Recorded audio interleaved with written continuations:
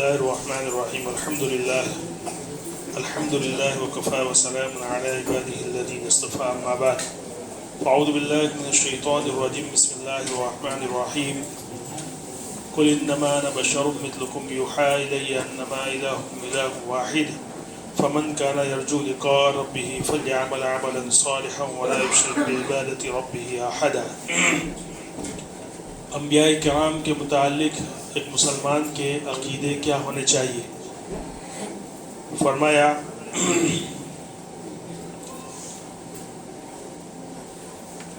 اللہ تعالیٰ کے نبی کی جس جگہ وفات ہوتی ہے اسی جگہ تدفین ہوتی ہے۔ اللہ کے نبی کی وفات جس جگہ ہوتی ہے اسی جگہ اس کی تدفین بھی ہوتی ہے۔ چنانچہ نبی کریم، یہ ہمارا عقیدہ ہونا چاہیے، نبی کریم صلی اللہ علیہ وسلم کی تدفین وہی ہوئی ہے جہاں ان کی وفات ہوئی تھی، حضرت عائشہ صدیقہ رضی اللہ تعالیٰ عنہ کے حجرے میں۔ البتہ اسی طرح تمام انبیاء کرام کی قبروں کے متعلق تاریخ میں نشاندہی کی گئی ہے کہ ان کی قبریں کہاں کہاں ہیں۔ مثال کے طور پر حضرت آدم علیہ السلام کی قبر کے متعلق لکھا ہے کہ یا تو ان کی قبر سری لنکا میں ہے، چونکہ یہ ہندوستان میں ان کو اتارا گیا تھا اور سری لنکا پہلے ہندوستان ہی کا حصہ تھا، اور وہیں کسی علاقے میں ان کی قبر ہے، یا یہ کہ سعودی عرب میں مکہ مکرمہ میں جبل قبیس کے قریب ان کو دفن کیا گیا ہے۔ اسی طرح حضرت یوسف علیہ السلام کے متعلق حضرت یوسف علیہ السلام کا استثناء ہے اس سلسلے میں۔ حضرت یوسف علیہ السلام کی وفات مصر میں ہوئی تھی، لیکن ان کی قبر ابھی نابلس میں ہے، ویسٹ بینک میں جو علاقہ ہے نابلس، وہاں پہ چونکہ انہوں نے وصیت کی تھی کہ میرا انتقال ہو جائے اور میں اگر یہاں مدفون ہوں تو پھر میری قبر کو جو ہے یہاں سے منتقل کر دیا جائے۔ چنانچہ حضرت موسیٰ علیہ السلام جب فلسطین کی طرف، چونکہ حضرت موسیٰ علیہ السلام کو دو ٹارگٹ دیے گئے تھے، ایک تو یہ کہ فرعون کے خلاف فرعون کا جو ظلم ہے اس ظلم کے خلاف ان کو کھڑا ہونا ہے، اور بنی اسرائیل پر جو ظلم ہو رہا ہے اس ظلم سے بنی اسرائیل کو نجات دے کر ان کو فلسطین میں آباد کرنا ہے۔ چنانچہ جب حضرت موسیٰ علیہ السلام ہجرت کر کے مصر سے فلسطین گئے تو حضرت یوسف علیہ السلام کی جو قبر تھی وہاں ان کے جو باقیات تھے ان کو لے کر پھر نابلس میں منتقل کیا، فلسطین کے علاقے میں۔ اسی طرح حضرت ابراہیم علیہ السلام کے متعلق ہے کہ حضرت ابراہیم علیہ السلام کو دفن کیا گیا ہے الخلیل شہر، جو آج کل جس کو ہیبرون کہا جاتا ہے، اور وہیں پہ مسجد ابراہیم جو ہے، مسجد خلیل، جہاں پہ فلسطینی جا کے جو ہے شرارتیں کرتے رہتے ہیں، بہرحال اسی مسجد میں حضرت ابراہیم علیہ السلام کی قبر ہے۔ تو یہ ایک پوری تاریخ ہے انبیاء کہاں کہاں دفن ہے، لیکن ہمارا عقیدہ یہ ہے کہ انبیاء جہاں ان کی روح قبض ہوتی ہے وہیں پہ ان کو دفن کیا جاتا ہے۔ اسی طرح ہر نبی اپنی زمینی قبر مبارک میں دنیاوی جسد اطہر کے ساتھ زندہ ہے۔ ہر نبی اپنی قبر میں اپنے اسی جسم کے ساتھ زندہ ہے۔ دوسرا، وفات کے بعد نبی اپنی قبر میں دنیاوی جسد اطہر کے ساتھ نماز بھی پڑھتے ہیں۔ وفات کے بعد نبی اپنی قبر میں نماز بھی پڑھتے ہیں۔ دیکھیے اس سلسلے میں دو روایت ہیں، آپ سمجھیے۔ نبی کریم صلی اللہ علیہ وسلم فرماتے ہیں ان اللہ حرم علی الارض ان تأکل اجساد الانبیاء فنبی اللہ حی یرزق۔ یہ سنن ابی داؤد کی روایت ہے کہ اللہ رب العزت نے زمین پر یہ حرام کر دیا ہے کہ وہ انبیاء کے جسم کو کھائے، چنانچہ نبی اللہ کا نبی زندہ ہوتا ہے اور اس کو اسی طرح رزق قبر میں دیا جاتا ہے۔ ایک روایت یہ اہل سنت والجماعت اور اسی طرح دیگر مکتبہ فکر کا ایک متفقہ جو ہے یہ عقیدہ ہے کہ انبیاء کرام علیہ السلام قبر میں زندہ ہے، اور البتہ زندگی کی کیا کیفیت ہے اس میں اختلاف ہے، لیکن زندگی وہ حیات ہے اس میں سب کا اتفاق ہے۔ دوسری روایت نبی کریم صلی اللہ علیہ وسلم کی ہے جو واقعہ معراج جس روایت میں بیان کیا گیا ہے، مسلم شریف کی روایت ہے۔ نبی کریم صلی اللہ علیہ وسلم فرماتے ہیں مررت علی موسیٰ لیلۃ اسری بی عند الکثیب الاحمر وهو قائم یصلی، کہ معراج کی رات میرا گزر موسیٰ علیہ السلام کے پاس سے ہوا، ان کی قبر کے پاس، میں نے دیکھا کہ وہ اپنی قبر میں نماز پڑھ رہے ہیں۔ یہ دو روایتیں ہیں جس سے ثابت ہوتا ہے کہ انبیاء زندہ ہے اور ان کا جسم بھی ہے اور ان کو ایک خاص قسم کی زندگی دی گئی ہے برزخ کی، اور وہ بہرحال وہاں پہ عبادت بھی کرتے ہیں۔ ابن قیم رحمۃ اللہ علیہ فرماتے ہیں کہ انبیاء کرام کی زندگی یہ حقیقی ہے اور ان کا جسم اور ان کی یہ زندگی جو ہے شہداء کی زندگی سے بھی کامل تر ہے، قبروں کی جو زندگی ہے۔ اسی طرح امام بیہقی فرماتے ہیں انبیاء کی روحیں باقی ہے اور انہیں قبروں میں ایک خاص قسم کی زندگی دی گئی ہے۔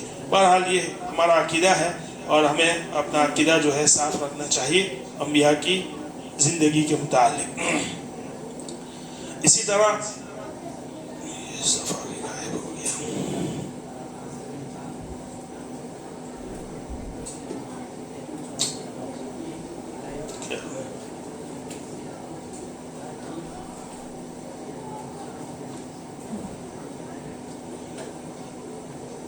نبی کے انتقال کے بعد نبی کا مال وراثت میں تقسیم نہیں ہوتا۔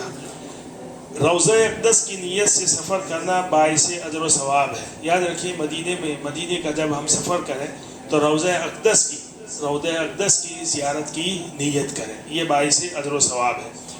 روضہ اطہر کی زیارت کے وقت آن حضرت صلی اللہ علیہ وسلم کے چہرے مبارک کی طرف منہ کر کے کھڑا ہونا یہ بہتر اور مستحب ہے۔ روضہ اطہر پر حاضر ہو کر صلاۃ و سلام پڑھا جائے تو اللہ تعالیٰ حضور اکرم صلی اللہ علیہ وسلم کو سنا دیتے ہیں، اور دور سے پڑھا جائے تو اللہ تعالیٰ فرشتوں کے ذریعے حضور اکرم صلی اللہ علیہ وسلم تک پہنچا دیتے ہیں۔ یہ دعا ہے، چاہے قریب ہو یا دور ہو۔ اگر قریب موقع مل جائے تو یہ اپنی سعادت سمجھے، اور اگر نہیں ملتا ہے تو بہرحال وہاں جا کے روضہ اقدس کی جو آداب ہے، اس کا رسپیکٹ ہے، اس کا ڈسپلن ہے، اس کا خیال رکھے۔ آج کل دیکھیے یہ موبائل ہے، یہ موبائل یا تو ایک نعمت ہے یا تو ایک فتنہ ہے۔ یہ آدمی کے اوپر ہے کہ اس کو کس طرح استعمال کرتا ہے۔ یہ بہت بڑی نعمت بھی ہے اور بہت بڑا فتنہ بھی ہے، سمجھ رہے ہیں؟ اور اسی وجہ لوگ وہاں جاتے ہیں اور بہرحال ویڈیو کال کرتے ہیں اور ویڈیو کرتے ہیں، پتہ نہیں کیا کیا حرکتیں کرتے ہیں۔ یہ انتہائی گھٹیا قسم کی حرکت ہے، اللہ ہمیں اس سے بچائے۔ انتہائی ادب و احترام کے ساتھ جائے، اگر روضہ اقدس پر حاضری اگر نصیب ہو، انتہائی ادب و احترام کے ساتھ جائے اور وہاں پہ صلاۃ و سلام پڑھیں۔ اور جو آداب، بہرحال دیکھیے ہم لوگ جاتے ہیں اتنے بڑے سفر پر، یا تو حج پر جائے یا عمرے پر جائے، یہ کم سے کم آپ اتنا پیسہ خرچ کر کے جاتے ہیں، اتنا وقت اور انرجی سب کچھ خرچ کر کے جاتے ہیں، کم سے کم کچھ سیکھ کے جائیں، پڑھ کے جائیں، سمجھ رہے ہیں؟ لوگ پھر وہاں جا کے پریشان ہوتے ہیں، پیسہ خرچ کر رہے ہیں آپ، یہ کوئی معمولی، اب یہ سفر جو ہے بہرحال معمولی نہیں رہا، سمجھ رہے ہیں؟ تو سیکھے، آداب بھی سیکھے، اللہ رب العزت ہمیں صحیح سمجھ عطا فرمائے۔ تو یاد رکھیے اس بات کو کہ جو بھی موقع مل جائے، بعض لوگ حضرت اسود پر بوسہ دینے کے لیے جو ہے اپنی جان بھی خطرے میں ڈالتے ہیں۔ اگر آپ کو موقع مل جائے تو یہ سعادت ہے، نہیں ملتا ہے تو پھر شریعت نے اس کے آپشن دیے ہیں۔ اسی طرح روضہ اقدس پر اگر وہاں پہ کوئی پروٹوکول ہے، خصوصی وہاں کے جو نگران ہیں، ذمہ داران ہیں، اگر وہ کوئی پروٹوکول آپ کو بتائے تو اس کو فالو کریں۔ آپ جو ہے اپنے وہاں جا کے یہ نہیں کہ آپ قریب جائیں گے تو ہی آپ کی صلاۃ و سلام جو ہے قبول ہوگی۔ یہ اعتقاد رکھیے کہ اگر قریب سے ہم کریں گے، صلاۃ و سلام پیش کریں گے تو رسول اللہ صلی اللہ علیہ وسلم براہ راست سنیں گے اور براہ راست جواب دیں گے، کیونکہ ہمارا عقیدہ ہے کہ وہ زندہ ہے اسی جسد اطہر کے ساتھ، اور امت کے سلام کا جواب بھی دیتے ہیں۔ اور اگر موقع نہیں ملتا ہے تو دور سے آپ کہہ دیں، فرشتے وہاں پہ پہنچا دیں گے۔ یہ بات۔ دوسرا، آپ صلی اللہ علیہ وسلم یہ عقیدہ رکھیں کہ امت کے اعمال اجمالاً حضور اقدس صلی اللہ علیہ وسلم پر پیش ہوتے ہیں۔ امت کے اعمال اجمالاً رسول اللہ صلی اللہ علیہ وسلم پر پیش کیے جاتے ہیں۔ دو روایتیں ہیں اس سلسلے میں، ایک روایت تو بڑی مشہور ہے، آپ سنتے ہیں، جو ابھی میں نے بتایا۔ حضرت عبداللہ ابن مسعود فرماتے ہیں کہ رسول اللہ صلی اللہ علیہ وسلم نے فرمایا کہ اللہ کے کچھ فرشتے ہیں جو زمین پر گھومتے رہتے ہیں، اور جو بھی شخص مجھ پر صلاۃ و سلام پیش کرتا ہے وہ فرشتے لے کر مجھ تک پہنچا دیتے ہیں۔ تو یہ ایک عمل ہی ہے، صلاۃ و سلام کا عمل جو ہے رسول اللہ صلی اللہ علیہ وسلم پر پیش کیا جاتا ہے۔ دوسری روایت بڑی صاف ہے، ابو درداء رضی اللہ تعالیٰ عنہ کی، جو نسائی شریف میں ہے، فرماتے ہیں کہ رسول اللہ صلی اللہ علیہ وسلم نے فرمایا کہ تمہارے اعمال مجھ پر پیش کیے جاتے ہیں، میں اس کو دیکھتا ہوں، اگر اعمال اچھے ہیں فحمدت اللہ، تو میں اللہ کی حمد بیان کرتا ہوں، اور اگر اعمال برے ہیں تو میں تمہارے لیے استغفار کرتا ہوں۔ تو دیکھیے نبی کریم صلی اللہ علیہ وسلم پر اعمال پیش بھی ہوتے ہیں، زندگی سے اس دنیا سے رحلت فرمانے کے بعد بھی دیکھیے ہمارے لیے کیا کرتے ہیں، استغفار کرتے ہیں۔ آپ ذرا سوچئے کہ دن میں آپ کتنی مرتبہ آپ صلی اللہ علیہ وسلم پر درود شریف بھیجتے ہو، ذرا غور کیجیے۔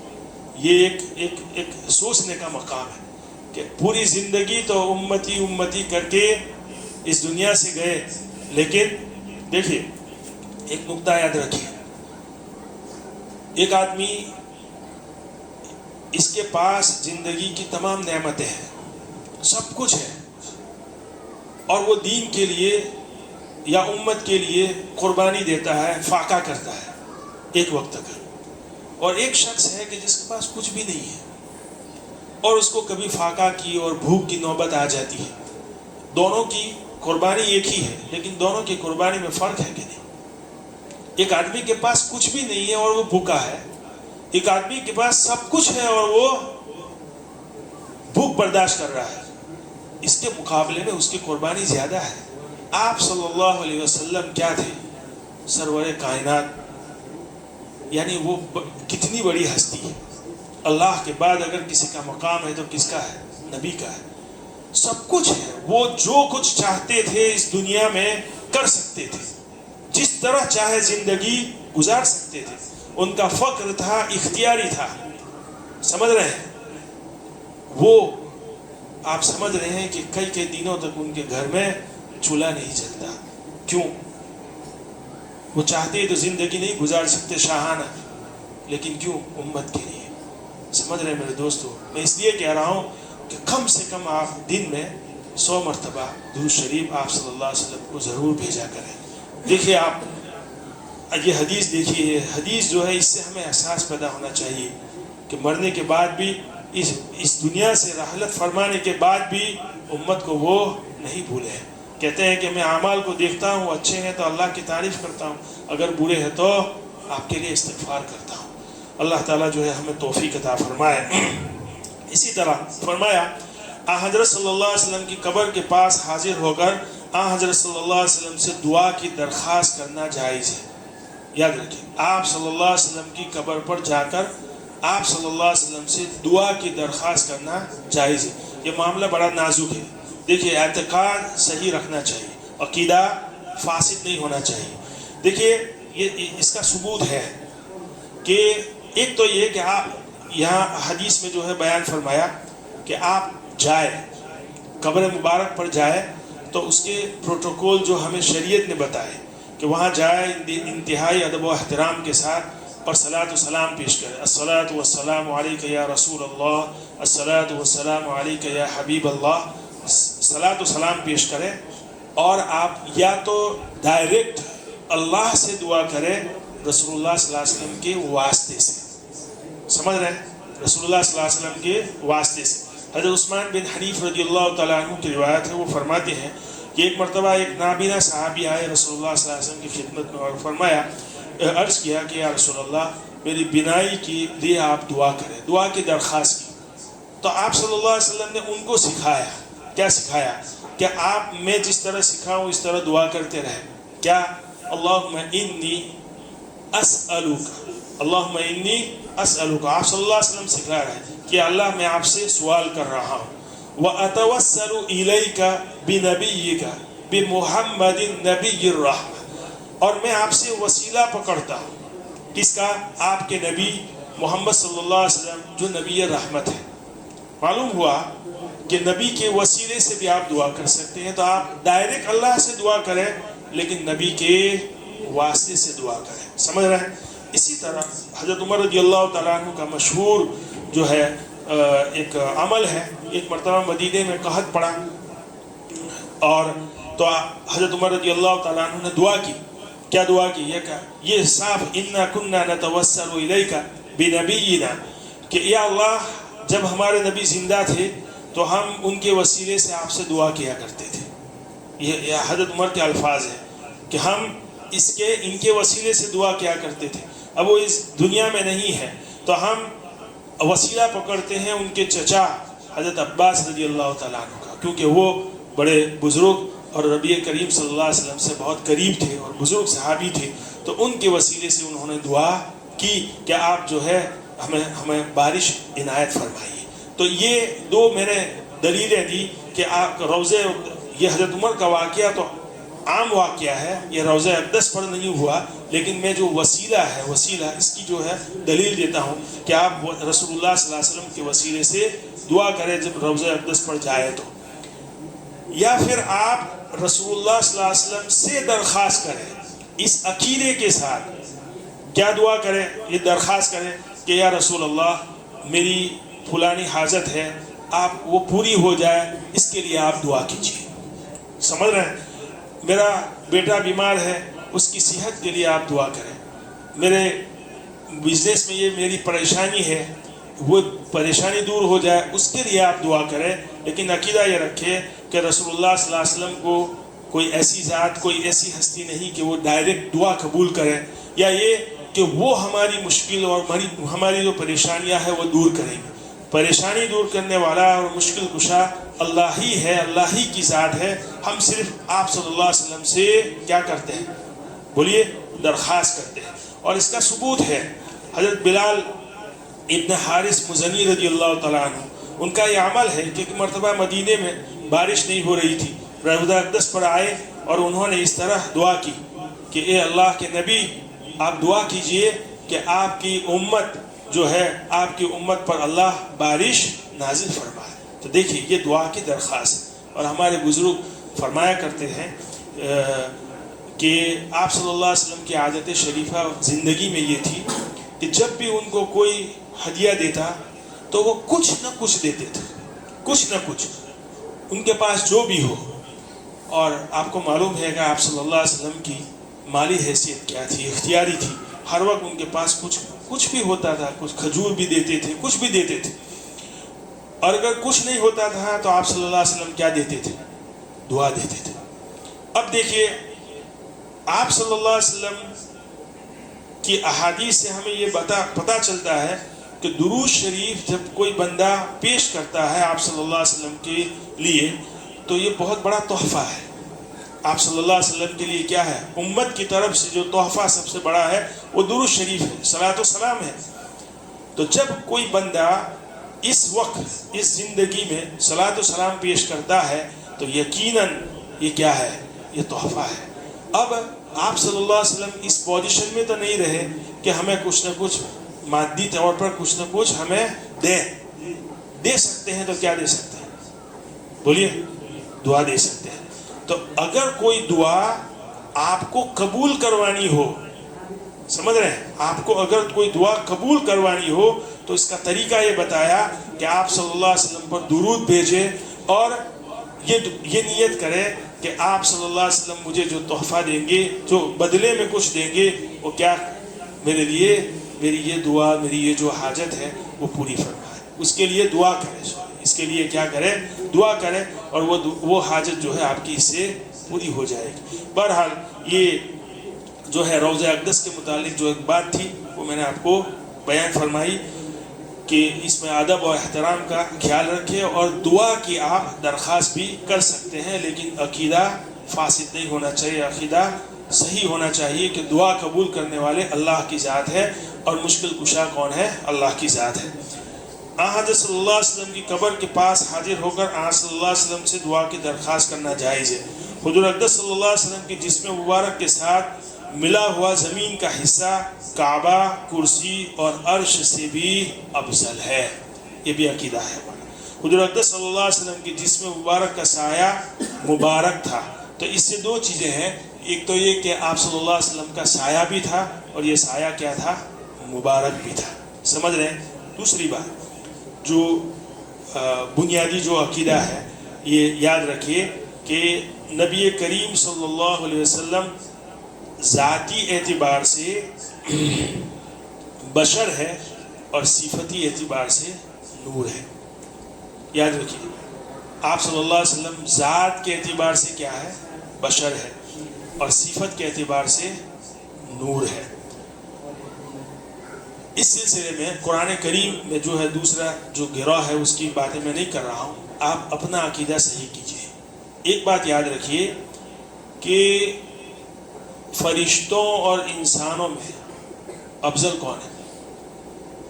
فرشتہ افضل ہے کہ انسان افضل ہے؟ انسان افضل ہے، یہ ہمارا عقیدہ ہونا چاہیے، یاد رکھیے۔ فرشتہ اور انسان کے مقابلے میں کون افضل ہے؟ انسان۔ اسی لیے فرشتوں کو سجدہ کروایا تھا کس کے سامنے؟ آدم علیہ السلام کے سامنے۔ رسول اللہ صلی اللہ علیہ وسلم کو نور ماننا یہ آپ صلی اللہ علیہ وسلم کے مقام کو گرانا ہے۔ سمجھ رہے ہیں؟ لوگ یہ سمجھتے ہیں کہ آپ صلی اللہ علیہ وسلم کو نور کہنے میں آپ صلی اللہ علیہ وسلم کا مقام بڑا ہے۔ نہیں، فرشتوں نور کہہ کر آپ صلی اللہ علیہ وسلم کے مقام کو ہم گرا رہے ہیں۔ آپ صلی اللہ علیہ وسلم کا مقام جو ہے بشریت میں، اسی لیے ہم کہتے ہیں افضل البشر۔ قرآن کریم میں اللہ رب العزت فرماتے ہیں، آپ صلی اللہ علیہ وسلم سے حکم کر رہے ہیں، قُلْ إِنَّمَا أَنَا بَشَرٌ مِثْلُكُمْ، آپ کہہ دیجئے محمد کہ میں آپ ہی کی طرح انسان ہوں۔ تو جب آپ ہی کی طرف انسان ہے تو پھر انسانوں میں اور آپ میں کیا فرق ہوا؟ ہاں ایک فرق ہے، انا بشر مثلکم یوحا الی، ہاں مجھ پر وحی آتی ہے، تم پر وحی نہیں آتی۔ مطلب میں کیا ہوں؟ انسان ہوں، لیکن بولیے میں کیا ہوں؟ نبی ہوں۔ اسی طرح اللہ رب العزت نے فرمایا وَمَا أَرْسَلْنَاكَ مِن قَبْلِكَ إِلَّا رِجَالًا نُوحِي، اس سے پہلے بھی جتنے بھی انبیاء ہیں سب کے سب کیا تھے؟ رجال، مرد تھے، انسان تھے۔ سمجھ رہے میری بات؟ اسی طرح بہت ساری قرآن کریم کی آیتیں ہیں اور حدیث بھی ہے جس سے یہ ثابت ہوتا ہے کہ آپ صلی اللہ علیہ وسلم کیا تھے؟ بولیے بشر تھے۔ ایک قرآن سورہ نور میں آج جو پڑھا گیا کہ مَا لِهَذَا الرَّسُولِ يَأْكُلُ الطَّعَامَ وَيَمْشِي فِي الْأَسْوَاقِ، اس رسول کو کیا ہو گیا کہ یہ کھانا بھی کھاتا ہے اور بازار میں چلتا بھی ہے۔ ایک بات یہ فرمائی، اللہ رب العزت فرماتے ہیں وَمَا جَعَلْنَاهُمْ جَسَدًا لَا يَأْكُلُونَ الطَّعَامَ، ہم نے انبیاء کا جسم ایسا نہیں بنایا کہ ان کو کھانا کھانے کی ضرورت نہ پڑے۔ کیا مطلب؟ دو آیتوں میں آپ سمجھیں ایک نقطہ کہ اگر انسان کا آپ صلی اللہ علیہ وسلم کیا ہوتے؟ نوری ہوتے، تو ان کو کھانے کی، پینے کی، شادی کرنے کی اور انسانوں کی طرح ضروریات پیش نہ آتی، کیونکہ نور ہونے کا تقاضا یہ ہے کہ جس کو کسی چیز کی ضرورت نہ ہو۔ آپ صلی اللہ علیہ وسلم بشر ہی تھے، اسی لیے ان کو کھانے پینے کی بھی ضرورت پڑتی تھی، انہوں نے شادیاں بھی کی اور انسانوں کی طرح دیگر ضروریات بھی ان کو پیش آتی تھی۔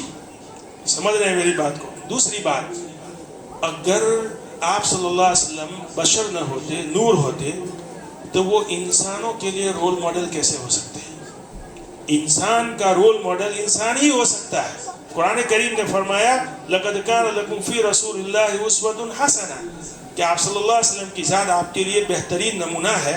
اگر وہ نور ہے تو ہمارے لیے پھر رول ماڈل کیسے ہو سکتا ہے؟ رول ماڈل وہی ہو سکتا ہے جو آپ ہی کی طرف بشر ہو۔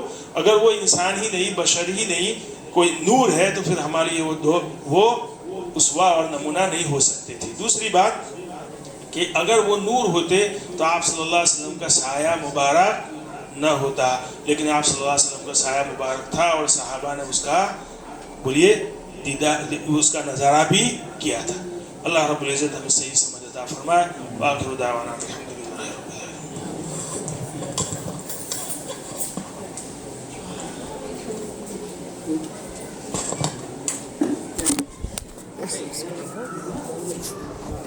Wait for your phone,